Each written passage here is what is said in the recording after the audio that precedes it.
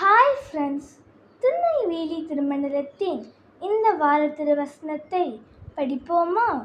இந்த வார தலைப்பு மாற்றுத்திறனாளிகள் பராமரிப்பும் மதிப்பும். இந்த வசனம் எங்க இருக்குன்னா 2 கொரிந்தியர் 12ஆம் அதிகாரம் 9ஆம் வசனத்தின் முன்பகுதியில் இருக்கு. என்னுடன் சேர்ந்து வசனத்தை படிக்கிறீங்களா? மாற்றுத்திறனாளிகள் பராமரிப்பும் மதிப்பும். அதற்கு அவர், என் கிருபை உனக்கு போதும், பலவீனத்திலே என் பலம் பூரணமாய் விளங்கும் என்றார். 2 கொரிந்தியர் 12ஆம் அதிகாரம் 9ஆம் வசனத்தின் முன்பகுதி. இப்போ நாம் இந்த வசனத்தை இங்கிலீஷில் படிக்க போகிறோம். 2 Corinthians chapter 12 verse 9.